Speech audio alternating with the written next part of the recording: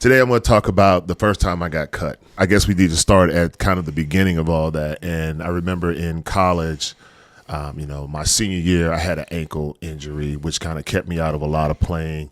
And so I felt like I should have been a first-round draft pick. But, everybody feels like they should be a first-round draft pick. But I really, truly felt like that ankle injury kind of like kept me out of playing for most of the season. It was a high ankle sprain, nothing that was serious or anything like that. But then when I got drafted, I went to the Chicago Bears. And I remember being like, I'm here. Like, I made it. And all the craziness that goes along with it, for lack of a better word, all the money, all the fame, everywhere you go, people know your name and people want to be a part of you and they want to be in what you're doing. They want to be at your table. They want to be in your environment. They just want to be in that circle.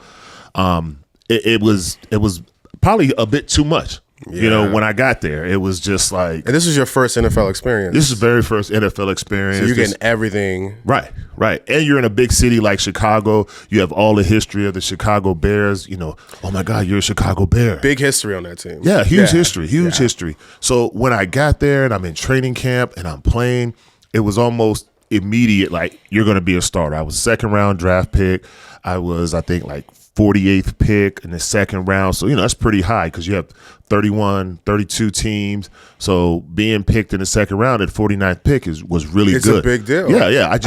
You just talk about like Brock Purdy, Mr. Irrelevant, going last, and he made it to the Super Bowl. Exactly. Going first and second, there's like high expectations for those huge guys. Expectations, and even you feel it because you're like, I just got all this money. You just went from this broke college kid to all of a sudden you got $1 million in the bank, and it's just like overwhelming. So you feel like you got to take care of everybody. You got to take care of mom. You got to get her something nice. You got to take care of her house. You got to do all these things.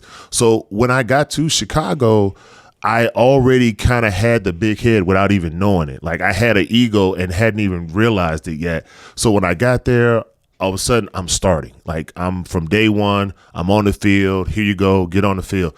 And I just let things kind of slip. I wasn't focused like I should have been. I was showing up to meetings late, and not intentionally. Like, the first time I was late for a meeting, and it freaked me out. I went out the night before, which, once again, here's that party, all the bad stuff you hear about the NFL. And you in Chicago too? Yeah. It was a That's huge a city of championships. So yeah, it's so much going on, and I'm like out partying, and I remember showing up late. Like, I woke up and I realized, like, oh my God, I'm late. So instant, my heart is pounding through my chest, and all I'm saying to myself is, okay, calm down. Make sure you got everything. Make sure you don't leave anything behind, because at this point, I had already missed the walkthrough, which is kind of just a last preparation before you leave on Saturday to go to a game, or depending on how far you go, you may leave on Friday, but most times you leave Saturday to go to the hotel. So I'm like, oh my God, I cannot forget anything. I got to make sure I got everything. So I get there, and coach just kind of looked at me like, what happened? I overslept. It's going to be expensive. That's all he said to me. Damn. He was like, it's going to be expensive. And I'm like. What did that mean to you when he said that? That meant that was a fine. He was going to dig deep in my pocket. I think that was like, missing a meeting was like 10 grand. Missing practice was another 10,000. Sometimes you hear these fines, right? And to like a regular person, it sounds massive. Did the 10,000 sound big to you, or was that like, okay? Absolutely. You still saw that as 10,000, yeah. Okay. Because sometimes these players, they catch fines, and it's like, it feels like it's nothing to them. When you're making millions like that, when you're getting 20 million a week, or 20 million a week, 20 million a year, 10,000 is not a big deal. Right. But when you're a second round draft pick, your money's not like that. That 10,000, well, it was actually more than that. It was probably closer to like 20, just because I missed meetings, so that's a fine. Then I missed practice, that's another fine. So you're talking about combining two separate fines together. So it was close to $20,000. And what game was this? Was this the first game of the season? No, I want to say this was we were going to play Green Bay in Green Bay. So it's a division game. It's a division game, a big rival. So coaches are looking at that as, you're not mentally prepared. You're not focused on what you need to be focused on. So I was just leaving this trail of breadcrumbs throughout my first season, just kind of like, he's young, immature, he's not ready to be here, which wasn't the case. It was just like, it was so overwhelming. Yeah. And to not really have any kind of guidance or anyone to be there to say, hey, man, you know what? here's what you need to do. Having a mentor or a big brother per se, it just, I feel like that was a disadvantage because I didn't have anybody like my son has me to say, hey, this is the right way to approach things. This is the wrong way. So I went in thinking, you're in the NFL. You've made it. Like, what else do you need to do? You're here. And I didn't realize this was just the beginning of a new trip, a new adventure in my life. And I started it out terribly. So who are the senior members of that team when you got there to Chicago? Because I think about being a Ravens fan, right? And I know Ray Lewis kind of stepped into that mentor role, and is like a big deal for the Ravens team even now as they went into the playoffs. Now, you know, Ray Lewis being there is like a big mentor. Did you have that kind of figure on the Chicago Bears? We had older vets. I had Clyde Simmons, who was an older guy who came from Philadelphia. I had Curtis Conway was a wide receiver. Curtis Enos was there. But as far as that, like, real vocal leader, somebody that would get in your face and be like, hey, Rook, you know, you're messing up and you need to get your straight because you're not going to be in this league long. I didn't feel like at that time there was anybody there, but also I didn't reach out to anybody because I thought I had it all figured out. I thought I knew what was going on. I'm starting. I played 11 games. I started 8. And so the last 3 or so, I was kind of coming off the bench. I was a backup at that point because now, you know, you're messing up off the field. You're not really producing like we thought you would on the field. So you're not getting it. And once the starting job was taken away from me, which is actually funny because Van Tuene was a defensive lineman that came in to actually take my position. And being arrogant, being dumb, whatever you want to call it, it didn't click in my mind that they're bringing in a defensive end because you're not getting it done. And we actually ended up being really good friends. I mean, it was just amazing because at this time, my wife was just still my girlfriend / fiance. So, you know, she's friends with his wife. So we're actually friends and it's not a big deal. And looking back on it, I'm like, wow, this guy was brought in to take your job and you didn't even realize it. So he wasn't on the team. They brought him in. And it didn't raise no red flags for you or nothing. It didn't raise not one red flag that this guy was here to take my position. And so as the season went on, he would sub in more. And I'm kind of like, like I noticed it, but it still hadn't clicked that, hey, bro, you're on your way out. You sitting there like, it's nice to have an extra dude on the line. It's nice. This is real nice, actually. It is nice to have some help. So about week 8, week 9, all of a sudden they're like, hey, Van, you're going to start. Russell, you're coming off the bench. What was that like when that moment hit? Was it like in front of the team? Was it behind closed doors? No, it was behind closed doors, but in the meeting room, you have like your big team meeting, which is the entire team. Yeah. Then you have your breakout meetings, which your offense and defense go to their individual meetings. You talk to the offensive and defensive coordinators. And then from there, you break out to your defensive linemen, your linebackers and DBs. So we were in our defensive line room when he had made the announcement, but it wasn't a shock to anybody except for me. Okay, so you're in a room with the rest of the dudes, and they make that announcement that you're not starting anymore. Yeah. What was that feeling like in that room? Did you like feel embarrassed? Felt like shit. Yeah, you didn't want to talk to anyone. I was embarrassed. I was humbled. Jeez. I was pissed. But I wasn't pissed with Russell. I was pissed with everybody else. So like your anger went to everyone else? Yeah, it was the coach's fault. It was Van's fault. It was everybody else in that room except for me. What was the rest of that day like for you? And when did that start? Was that at the beginning of the day? And then you just had to feel this knot in your stomach for the rest of the day. Like, how did you come to work? For the rest of my career. Really? That feeling followed you forever. Oh, yeah. That's what drove me. Well, so go through the rest of that day. Like, when did you tell your fiance? Did you tell the family? What did you do to even cope with that? I remember when I got the call, or not the call, but when I was told in the meeting, and I just was kind of like, oh, wow. Like, it was just this, like, I felt like everything around me just went quiet. Yeah. And like this sinking feeling came over me of like, dude, you suck. And then now here comes all the self-doubt. And so, you know, you go to practice and now all of a sudden you have this fire you should have had in the beginning. Now you're trying to go hard. Now you're trying to prove you belong. It's a desperation. It's a desperation act. And looking back on it, it was the beginning of me being cut. And I didn't know it because once again, I'd never been through this. I'd never seen it before. I didn't know anyone who had been through it. So this was all brand new to me. This was like a ton of bricks being dumped on me. And I'm like, what the hell do I do with this? And how do I handle it? So I remember going home, and at this point in time, my girlfriend, which is my wife now from college, was, fiance, and she's out here, and it's like, yo, I'm not going to be starting. And she was just like, well, what does that mean? Right. And I'm like, well, I'm not starting. I'm going to be coming off the bench. Well, that coming off the bench went to being, okay, now a couple games later, we're not even going to dress you, which in the NFL, when you don't dress, there's there's a bunch of reasons why you may not dress. It could be part of the game plan. It's part of the game plan. Or you just, like in my case, they didn't believe in me anymore. Man. And they had lost faith in me. And being such a high draft pick, it was just like, dude, we expected so much more out of you. We expect you to be a starter. I had Richard Dent's number. So it was just like all these things that I didn't know around me that were going on around me. It was just like, oh my God, my world's coming to an end. And I remember that off season, the whole off season, I remember being in like a mode of like desperation. Yeah. That fun that I'd had when I first came in the NFL was gone. Okay. I was scared.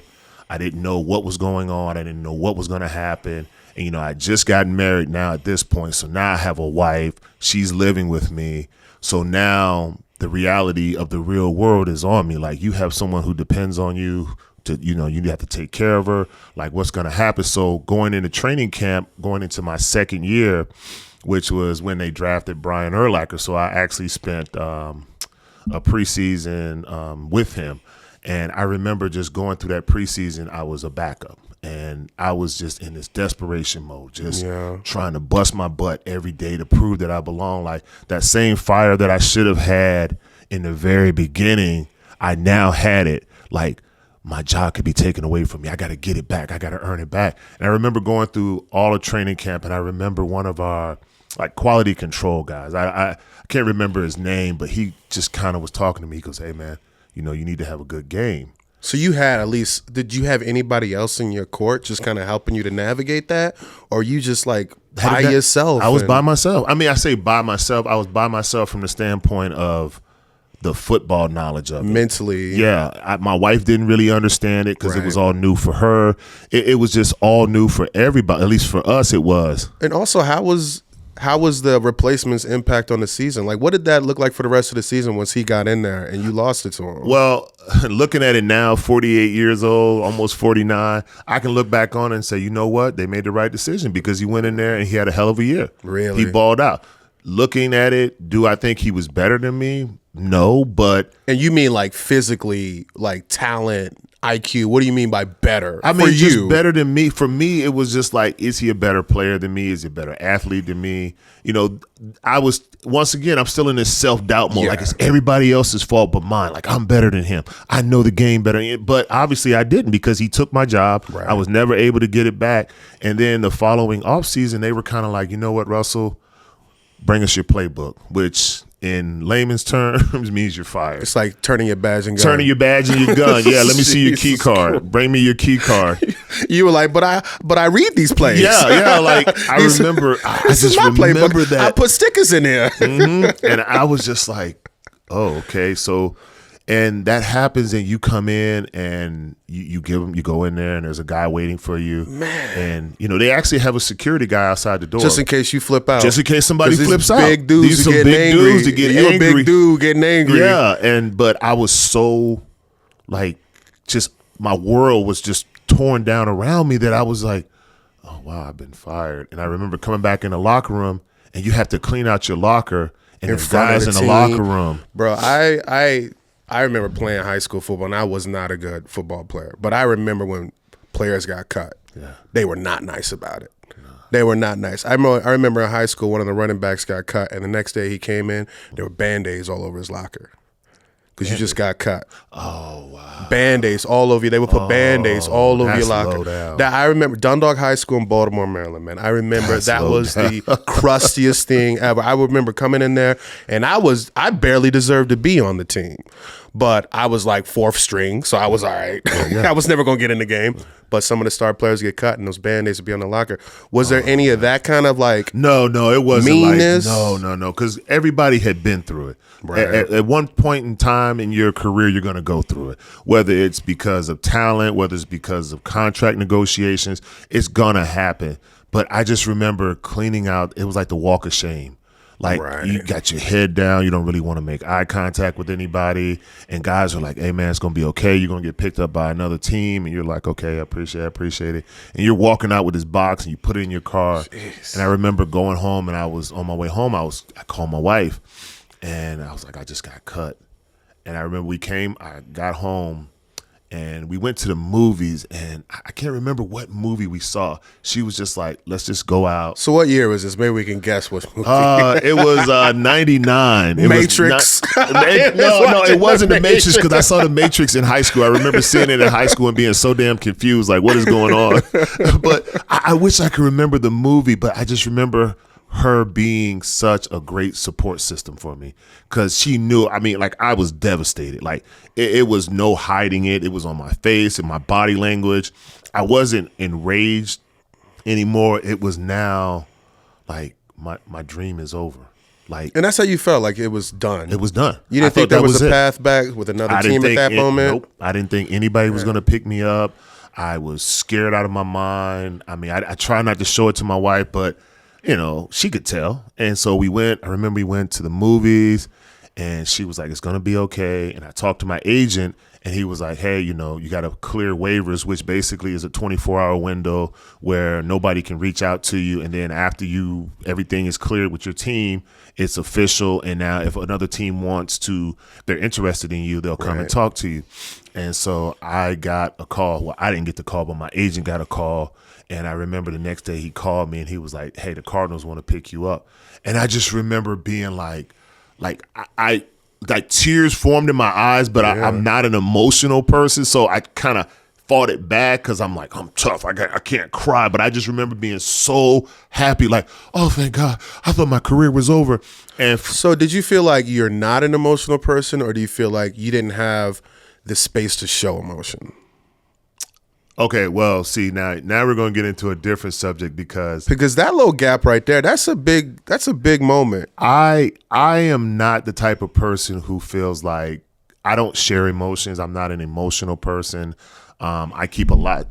I keep a lot to myself. I'm one of those people who feel like nobody really cares, man. Like, you just have to learn to deal with it. Yeah. And that's the way I've always I've gotten better over the years with being married and having kids. You have to learn to show that affection. But at that point in time in my life, I was not going to be like, oh my God. Yeah. How old were you then? Oh gosh, fresh out of college. So like 21, absolutely. 22. Yeah. Early 20s, you feel like you have to be the breadwinner. You have to go out. You not only have to be tough, you have to be resilient. Right. Absolutely. So absolutely. I feel like you might have thought, I can't even show this right now because we're in crisis. No, absolutely not. And you're probably looking at your fiance, like, she's looking at me to figure this out. Right. Exactly. Like, I have to figure this out. She depends on me. I'm supposed to take care of everything. So when my agent got that phone call, and then I got the phone call, my wife was like, see, I told you everything would be okay. And I'm like, yeah, okay, cool. And I remember when I got to Arizona, like, all I could think about is, I'm never going to let that happen to me again. Really? I'm never going to leave my destiny up to somebody else,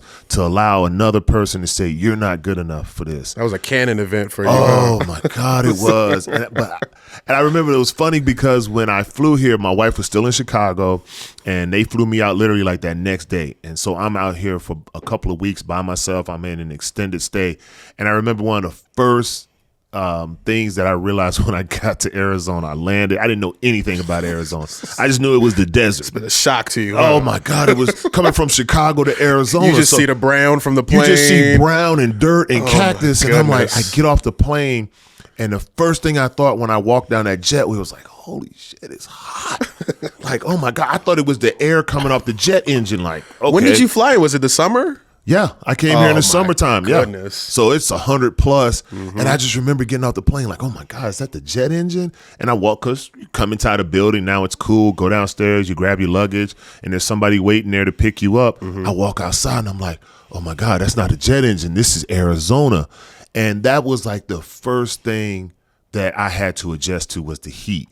Because my first day practicing, I'm out there and I'm going hard. Right. Because now I've got this in the back of I got this bug up my butt.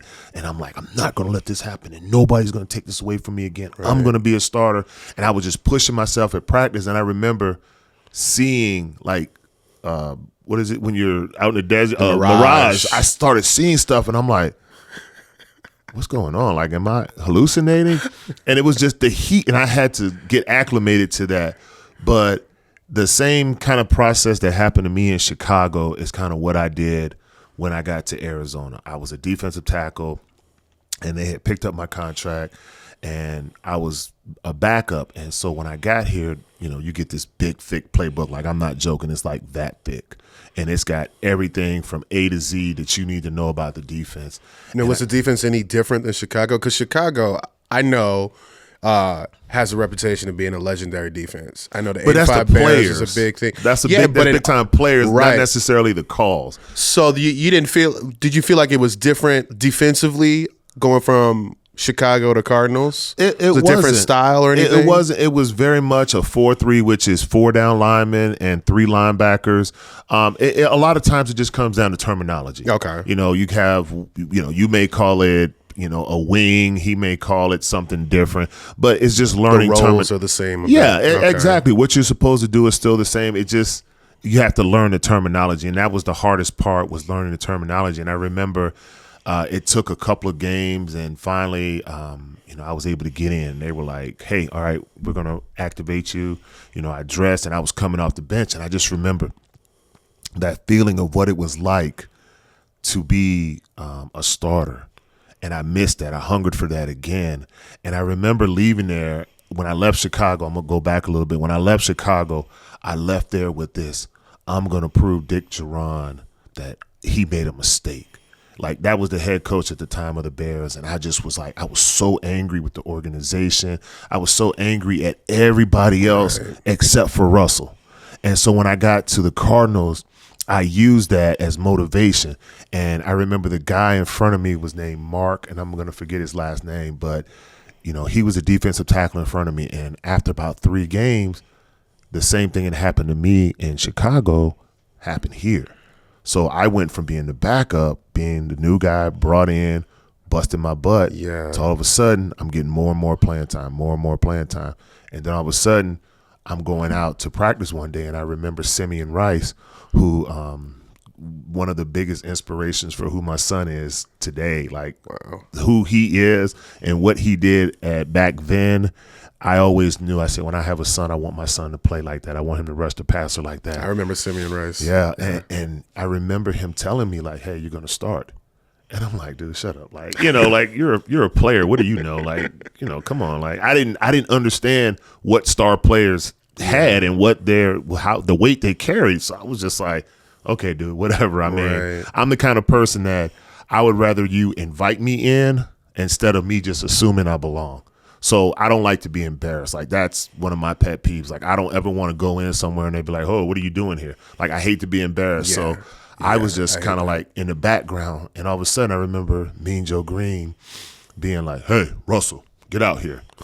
And it was with the starting team. And I just remember looking at Mark, and there was like this look of like, man, I'm sorry, but it is what it is. And because you looking at him, are you thinking like, he's probably got the same anger right now that I had? Yeah, I've been there. I know how you feel, but it sucks. But that's just the way it goes. The game is the game. The game is the game. Yeah. You know, you can't hate the player. You know, don't hate the game. Hate the coaches, man. Yeah, but that's what I did. But it's not the coach. That's what I did, and it didn't work. It didn't work. And so when I got out there and I was starting, it was like, man, I'm starting. And I refuse to let anybody take that from me ever again. And so I was here for like 6 years, and I started like all 6 years.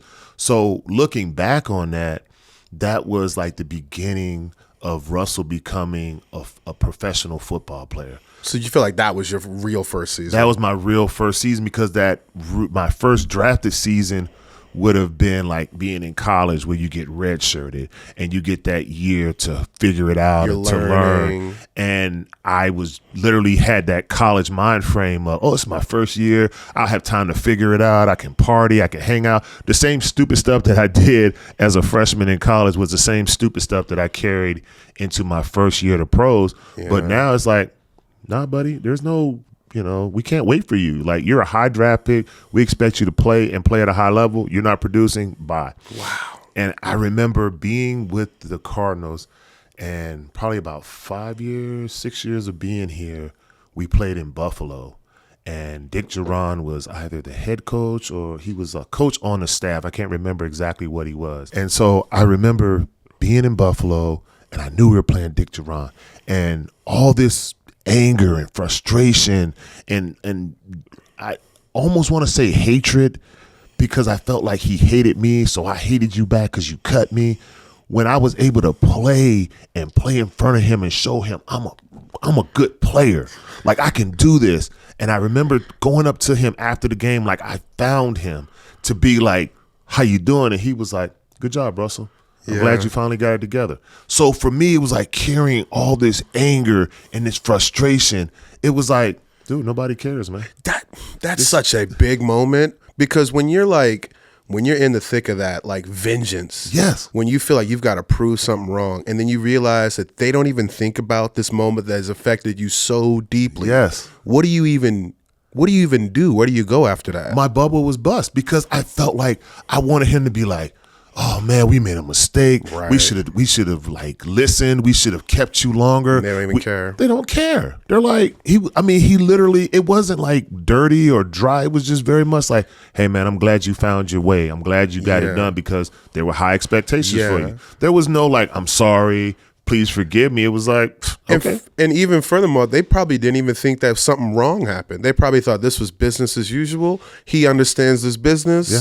There's no reason for me to even need to go apologize to him. He should understand what happened. Yeah. And you're like, these dudes have nearly ruined my life. Yeah. And see, and just like what you said, these guys, but it was me. It wasn't. And now I can look back on that, and I feel like that was so great for me, because it helped me become a better pro. It helped me understand what it means to be a professional. And like a lot of these young men coming out of college don't really understand what it means to be a pro. Like, this is your job 24/7. Like, it's you live, eat, breathe football, studying the film, lifting weights, training, your diet, how you live at home, balancing home life. Like, all this is football. And I didn't get that my rookie year. I thought it was about hanging out, partying, being in the club. Where's the next scene to be on? This is Chicago. You can go out every single night, and there's always something to do. And so coming to Arizona, it was just like going from this fast lane. Chicago. Yeah, and it's like all the way over here in the slow lane, and it was like, wow. So it helped me develop, I feel, as a player, and it gave me the longevity that I had. I played for 9 years. And which it's a long time. That's for a very long time. Yeah, that's a lot of pain to the body. Yeah, a lot of these dudes get banged up and they leave in 5. Yeah, they do. So 9 is amazing. It was coming out of that situation. Like, did you have a different level of empathy for rookies? Because you didn't have that guidance your rookie year. When you saw a rookie come in and start to make those same mistakes, did you feel like you should say something, or did you feel like, hey, sometimes these lessons are hard learned? No, I 100% felt like I would take people under my wing. Wendell Bryant, who I've had on him, he was a first-round draft pick that came in with the Cardinals, and there were things that I saw with him early that I took him under my wing and tried to help him. And it doesn't always work out the way you want it to. But like you said, because I had went through it, and I know how it had devastated me and how I felt and how it impacted my life, I didn't want to see another young player go through that. Right. So Wendell was one that really pops out at me, because he's still like my younger brother to this day. Right. We still stay in touch. We hang out a lot. I had him on the show. He has always been somebody that I've looked at as like my little brother, and I've always wanted to help him. And I think I took that wherever I went, because I'm the type of person where I don't want to see people wrong. I don't care who you are, what you believe, what you think. At the end of the day, I don't feel like a human being should be treated less than a human being. Right. And so I have a lot of empathy. I'm kind of a softie. My wife's always just like, you got this big exterior of a grizzly bear, but you're a big teddy bear in the inside. Because I do, like, when I see things, if I know it's wrong, I'm like, it's like, who else is going to say something? Who else is going to say something? So Yeah. I really reached out to him. There were a couple other guys just throughout my career that anytime I could help somebody, I would try to help them, but I never forced it. If I gave them advice and, I felt like they looking at me like, dude, what are you talking about? Like, I don't need your help. Right. Okay, well, I tried. But if they're like, for real? Because as a rookie, when you come in the league, you feel like everybody's against you. Really? The higher you are as a draft pick, the more pressure you feel, pressure. the more you know that you're coming in to take somebody's job. And that's how players look at it, okay? You look at the roster. I remember every year that I was with the Cardinals, I'm starting, I would look at who they're drafting. I would always look at who they're drafting. Okay, a defensive tackle. Was that like a good look? Was it a fear-based look? It was a fear-based for me. Fear. It was fear for me because Okay. I had lost my job before to Every somebody. year you got this fear that the new drafts could replace you. Every year. How is that affecting you mentally on the field every season? I think it pushed me. It pushes you pushes harder? me to make sure that kid doesn't take my job. So it's as stressful as that is. It's like, you know what? I gotta work harder. Yeah. Okay, so this kid is 21 years old. I'm now 25. Okay, that doesn't seem like a big deal, but he's younger, less miles. Like, all these things go through your head. So you look at it, and when they drafted Wendell Bryant, he's a first-round draft pick. There's only 2 defensive tackles. One of us is gonna go. Like, that's how I looked at it. Like, I knew even with him coming in, I helped him. But in the back of my mind, I know he's here to take somebody's job eventually. Like, So there's never like in the thick of it. I know you and Wendell are like cool now, Yeah. but in the thick of it, there's never a true like I'm here to help you, because there's always like you could replace me, you could end my career. Is that what's going on or no? with Wendell, it was different. I think from the very beginning, we kind of clicked as friends, and I wanted to see him do well, being a first-round draft pick, and, I know how it was for me being a high draft pick. I wanted to see him do well. I think I helped him. I think that I was coming from a genuine place. Right. But I have seen people who will help you, but only to a degree. Right. I'm not going to give you enough information to surpass me. And so you have to find that, and that's why, they say NFL stands for not for long, because Never heard that You before. that's But very, it makes sense. That's very common amongst football players. Like, they'll say the NFL stands for not for long, and it's every year they bring in somebody to take your job. Wow. Every single year. That's how I approached it. I think that's how a lot of guys approach it, where they're like, you know what? This is the NFL. Every year they have fresh talent coming out every single year. You see these guys in college, these top draft picks coming out. They are brought in to take somebody's job. Does it become really stressful at a certain year, like maybe year 4 or 5? You're like, do you start to go, I got a year left, or maybe I got 2 left? You know what? It's literally you're living day to day, like year to year. You get there and it's like, I have this year to prove that I belong here for next year. And until you get that big contract that kind of gives you a little bit of room of, oh, I feel better now. Right. Like, you get that 4-year contract worth $80 million. Now you removed yourself from the commoners. Like, you're up here now. You But got a big deal. You got literally a big deal. And It's almost like a gig economy a little bit. You guys are adjacent to a gig economy. Each new gig pushes you a little bit more forward, and you're hoping to get a big gig that lasts way longer, so you can just breathe for a second. I didn't know that was the vibe of NFL players. Yeah, absolutely. I thought once you got in the NFL, great example. I thought once you got the NFL, it's like, I'm set. The next 5 years, good. No. You could be over in a year. That's what I thought. That's what got me cut. That's what got me cut, because I believe that. I signed this 4-year deal coming out of college. It was like 4 years, $3 or $4 million. So I'm like, never seen these numbers before. I've never heard my name and millions mentioned. And there's together. no guarantee there, right? Only thing you get guaranteed is your signing bonus. That's why guys fight so hard and they hold out for as much as they can get up front. On the front end. Because, you could get hurt like that. They don't give out guaranteed contracts. I mean, well, they're starting to do it now. So obviously I'm talking from a little bit ancient times, but the contracts weren't guaranteed like they are now. So guys really wanted that upfront money.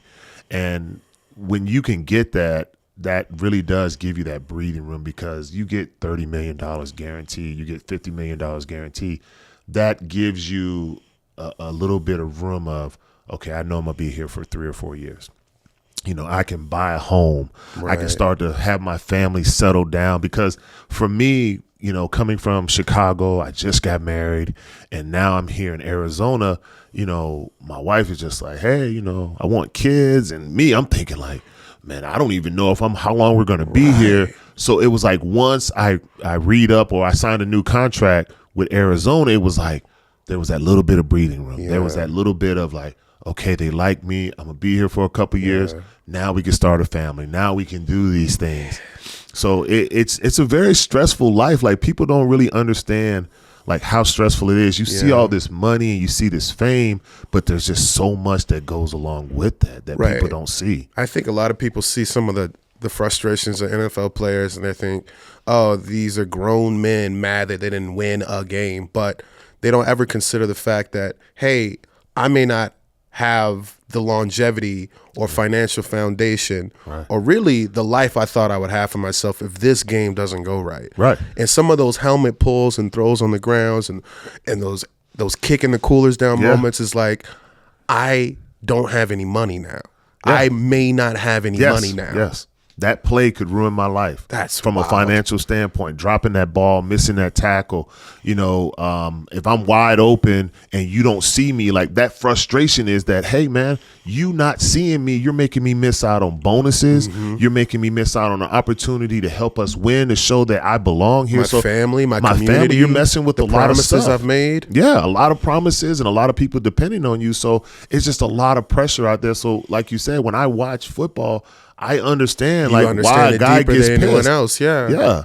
Like, there's constantly an energy of desperation between players. I believe so. Yeah. And do you see that sometimes in the locker room? Do you see do some people reveal that crack in the mentality where they're just like, if I don't make this next game, I could not be here?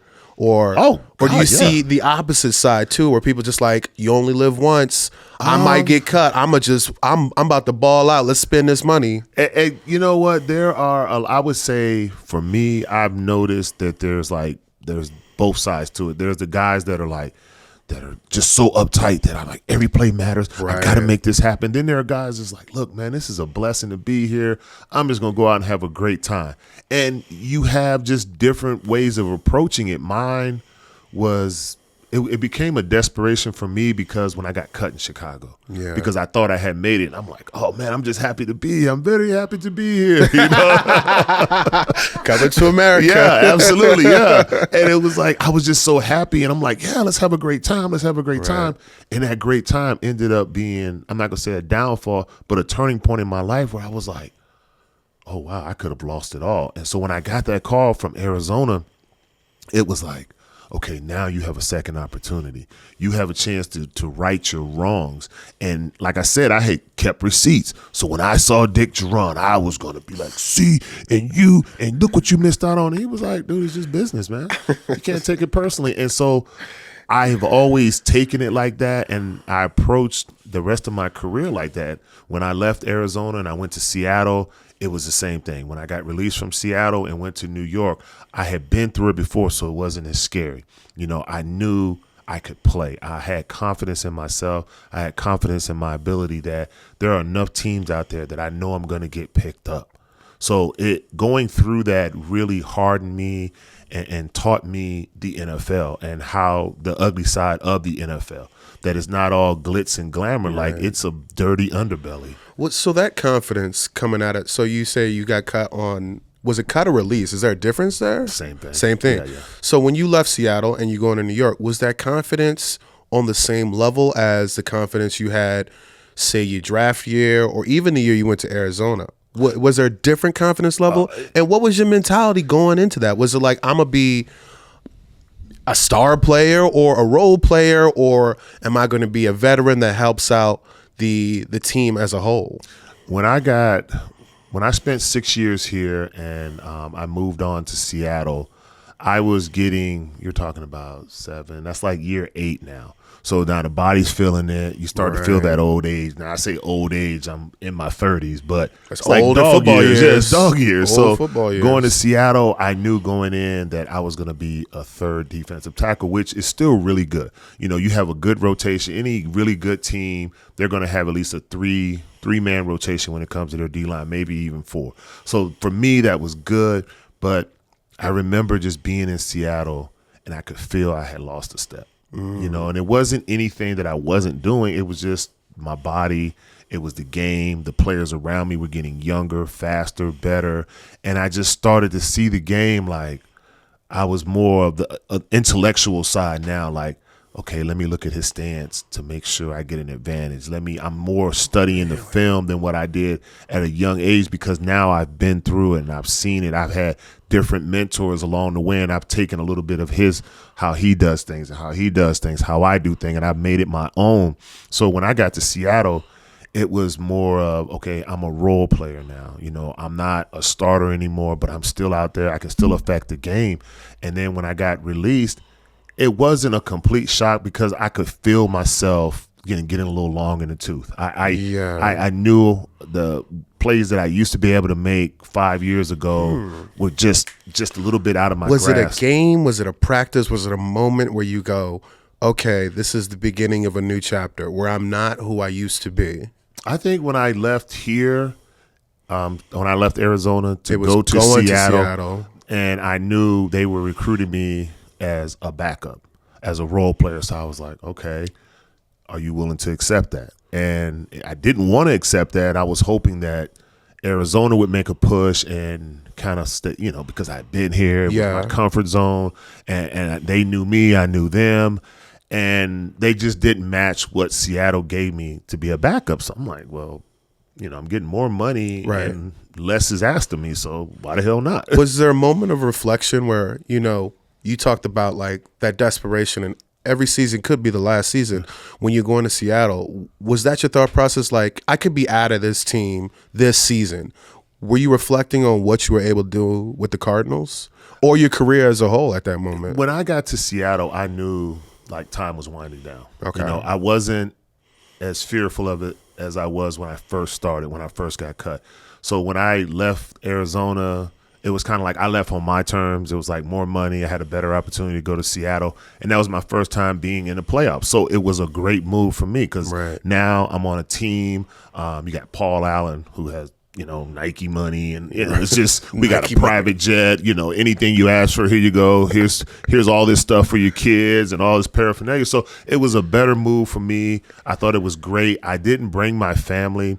I remember me and my wife. What was your family like at this point? Because your wife was your fiance. Oh, yeah. In Chicago. Now you're married. Now we're married, 2 kids. I got a son. And they little too. Yeah, now. they're little. They're like 5 and I just 4. moved with a 4 and a 2-year-old, so I know moving is crazy. Yeah. And I remember looking at houses, and my agent and my financial advisor were like, look, man, we don't even know how long you're going to be there.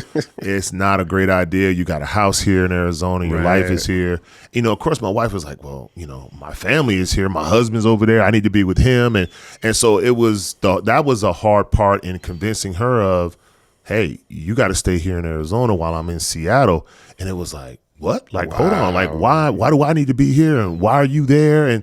And so it was just this whole dynamic of getting her to understand that I could be released. And now if I get released, you're trying to sell a house. You're trying to do this with kids while I'm end up wherever I ended up. So after a lot of arguing and a lot of frustrating nights, it was like, okay, this is what we need to do. And I'm glad we came to that decision because I did get released from Seattle, and then I got picked up in New York. So now I went from Seattle to New York, and now I'm with the Giants, and this is that epic year when we go to the Super Bowl, and I get a Super Bowl on my last year, which I had never won a championship in high school. Barely went to the playoffs. College, we went to bowl games, but nothing significant. So I was always on good teams, but never really won that ultimate goal of a championship. Here I am in my 9th season. I'm in New York. Do I think we're going to get it done? Hell no. I had no clue that we were going to win a Super Bowl. We got there, and it just went on this amazing run. And to be able to cap out my career with a Super Bowl championship, it was just like, really, wow, like this is pretty impressive. Like from where I started of being cut to now I'm on a championship team and I'm hoisting this trophy. My family's out here to see this. I have this ring. I'm part of history now. It was just a great feeling. Right. And one of the greatest Super Bowls of all time. Yeah, absolutely. Really. You asked me, it was the best ever. Me too. I still think it's the best Super Bowl of all time. So, like, how many years was it in Seattle? Just one. Just 1 year. Yeah. So that was the wise decision to keep the family in Arizona. Yeah. You had that 1 year. And now that I have this new understanding of just like every season could be the final season, did you carry that feeling over into the New York years? Were you feeling like at any point during that run that you could not make it the whole way with the team? Even when you entered the playoffs, was that a feeling in the playoffs where like, hey, they could cut me here? Okay. Does that happen? Well, I'm going to give you a little bit of business of football on that one. Once you become vested, which is anything after 4 years, once you make opening day roster, so the first regular season game, when they kick that ball off, you'll see a lot of veterans. Well, you won't see it, but a lot of veterans who aren't the superstars or starters on the team, once that ball is kicked off, it's like, whew. Because now I'm on the team, I'm here. If I get cut, you have to pay me for the entire season. And if I get picked up, I get the double dip. So once you're vested, which is at least 4 years, once you make the team, then if they cut you, you get paid for the entire season. So now that pressure, that fear is kind of toned down just a little bit because even if I get cut, I still get paid for this entire season. And somebody else might pick me up, so I get the double dip. Okay. So at that point, it was like the fear of being cut wasn't as afraid of it as I was in the very beginning because I didn't have any money saved up. I didn't know what to do. I didn't understand the game. Now, I'm an 8-year, 9-year vet, so I get it. I understand the nuances of football. So it wasn't as stressful. And then once you've been through, it's like anything else. Once you've been through a bad situation and you come out the back end, you're like, it wasn't as bad as I thought. My worst fears didn't come true. My worst fears did not come true. Okay. Absolutely, yeah. I really appreciate you coming on, Omar, man. I had a really great time sitting here talking with you, brother. It's good talking about stuff like this, especially because a lot of people don't even understand some of those pressures that you go through off the field and how they carry to you being on the field too, and how that affects your gameplay too. It does. Thanks for tuning in to The Route. Don't forget to subscribe and connect with us on socials for exclusive updates. We'll see you next week.